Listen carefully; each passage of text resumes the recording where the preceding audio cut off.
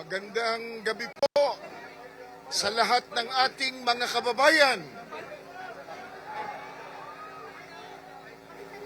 Narinig ko sumisigaw kanina ng We Are One. Sigaw nga, We Are One! We Are One! Balik na lang. Rotary, bilis to. Takbo. Mga kababayan, mga kapwa Pilipinong nagmamahal sa ating bayan at sa katotohanan. Ngayon po ay narito tayong muli, hindi dahil sa ano paman, kundi dahil sa atin pong paninindigan. Narito tayo upang ipanawagan ang katotohanan, ang katarungan at ang pananagutan. Hindi lamang para sa ating sarili, kundi para sa ating mahal na bayan. Mga kababayan, kakasuhan na raw po ng Ombudsman Remulla si Senador Rodante Marcoleta.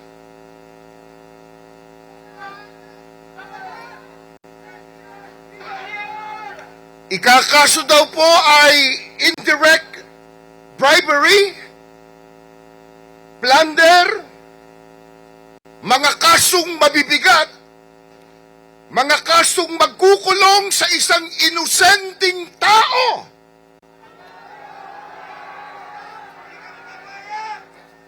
Payag ba tayo doon, mga kababayan? Hindi! Hindi! Hindi!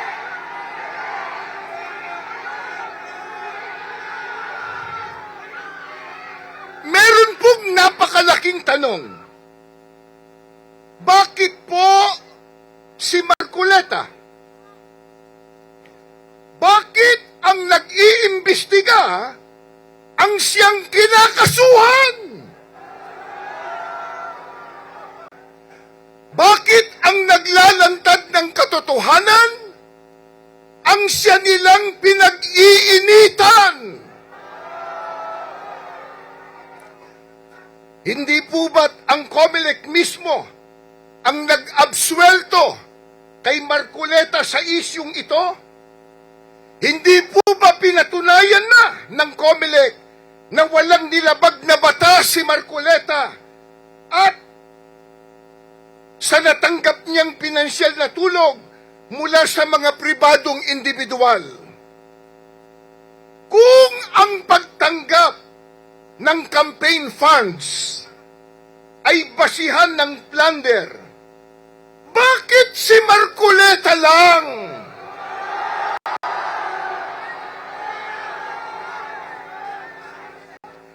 At bakit hindi si former Speaker Martin Romualdez?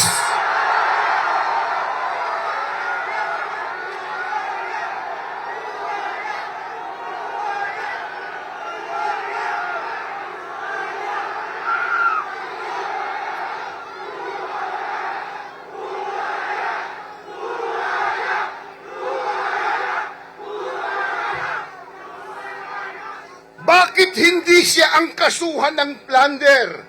Yayamang tila umamin na siya nang siya ay lumabas sa isang video at nagdawit pa sa ehekutibo sa naganap na napaka-anomalyang flood control projects. Tila inamin na niya. Nagdamay pa nga siya sa executive department.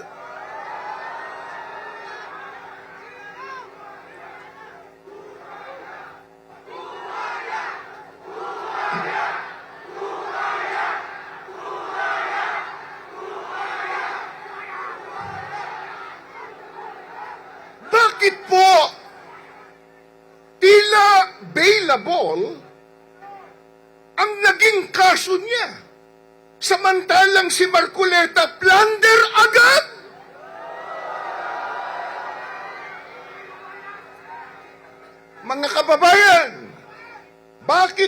kasuhan ang ibang mga politikong sangkot sa pandarambong sa pondo ng DPWH.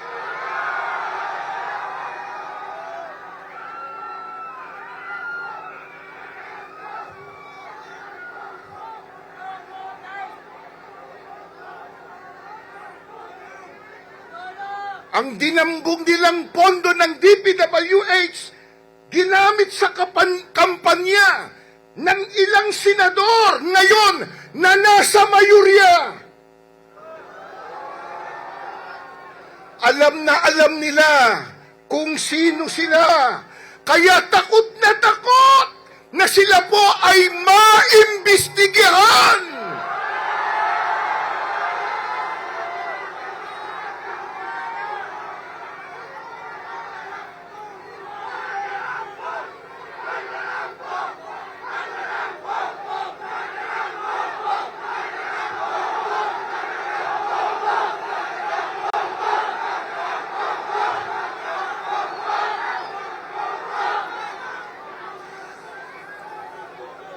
Si Congressman Libiste po, may ebidensya.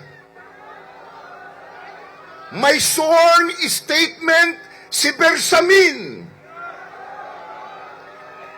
Nariyan po ang mga ebidensya. Ngunit bakit tila bulag ang ombudsman sa mga ito? Bakit Ginoong Boying Rimulya? Bakit?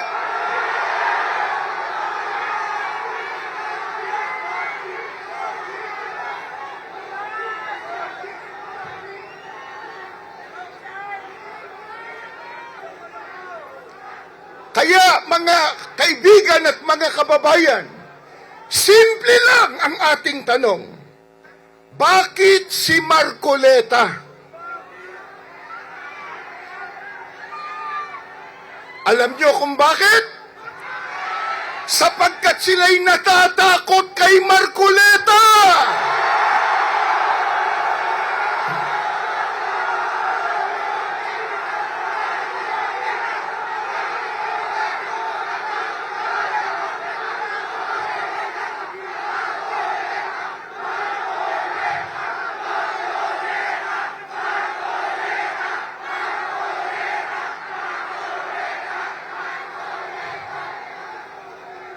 Natatakot po sila na igiit ni Marcoleta ang imbestigasyon sa pinakamalaking nakawan sa kasaysayan ng ating bansa, ang flood control scandal. Nakakahiya! Nakakahiya! Nakakahiya!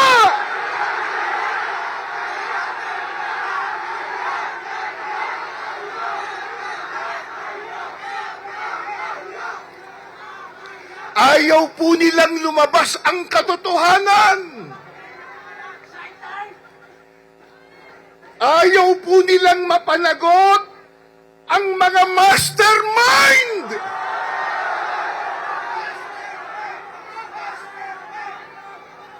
Kaya gagamitin po nila ang kapangyarihan ng ombudsman. Gagamitin po ang sandigang bayan upang takutin, upang patahimikin, upang puksain ang sinumang magsisilbing hadlang sa kanilang kabugtutan. Napakasama! Napakasama! Napakasama!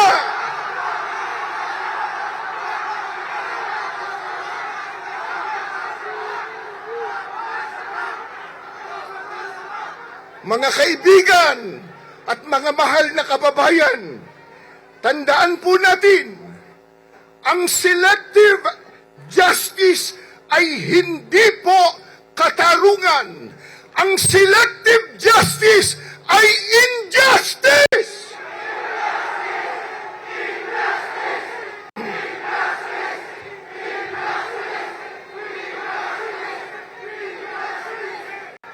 Ito po ay isang kasangkapan sa pananakot upang pagtakpan nila ang katotohanan. Papayag ba tayo?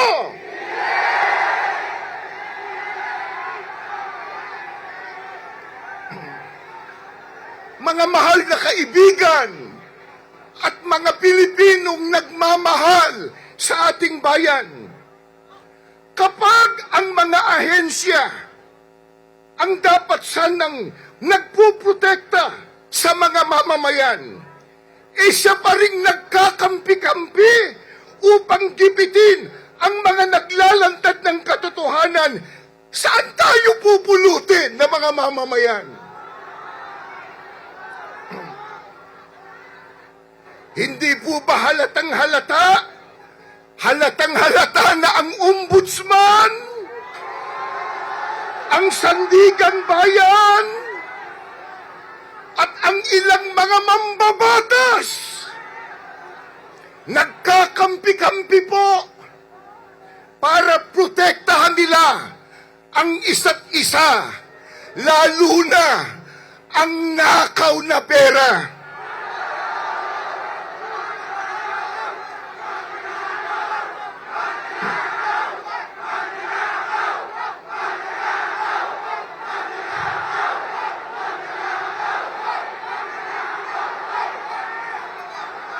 Hindi lamang po nagkakampi-kampi para protektahan ang isa't isa upang hindi po matukoy ang utak ng korupsyon.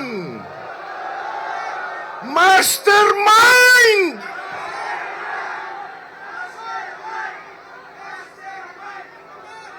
Mga kaibigan, mga Pilipinong nagmamahal sa ating bayan, ito mismo ang dahilan kung bakit tayo narito ngayon.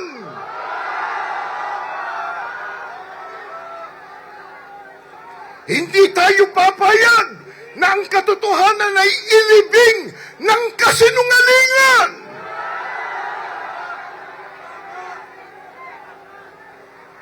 Hindi tayo papayag na ang katarungan ay sikilin ng mga nasa kapangyarihan. Kung gayon, ang tanong uli, bakit si Marcoleta?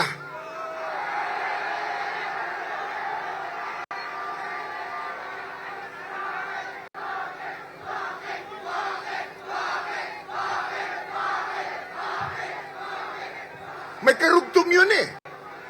Bakit si Marcoleta? Sila ang mandarambong!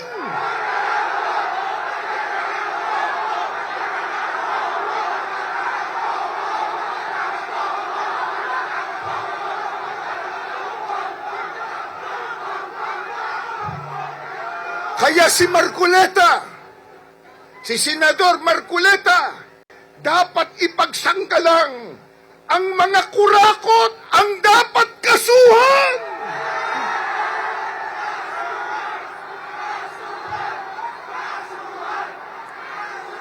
Ang mandarambong ang dapat ikulong.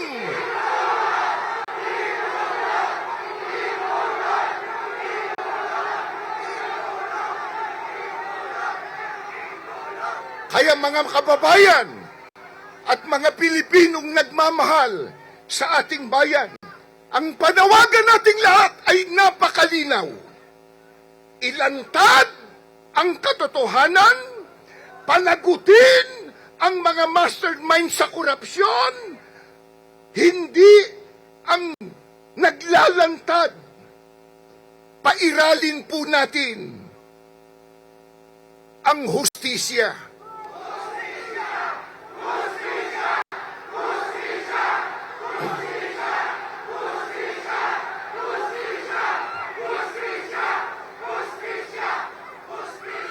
Hustisya at hindi po ang selective justice. Mga kaibigan, mga mahal po naming mga kababayan, tandaan po natin, kung ang inosenteng tao ikinukulong nila upang matakpan ang kasalanan ng iba, ang buong sambayanan ang magiging biktima. Kaya, ulitin natin, kaya tayo tumitindig po ngayon. Kaya tayo ay nagkakaisa. Hindi natin hahayaang mamatay ang katotohanan. Sa pamamagitan po ng pananakot nila at ng kanilang pandaraya. Mga kaibigan, mga mahal po naming kababayang nagmamahal sa ating bansa, hanggat may mga Pilipino na handang manindigan sa katotohanan, may pag-asa ang ating bayan. Magandang gabi po sa inyong lahat. Mabuhay ang Pilipinas!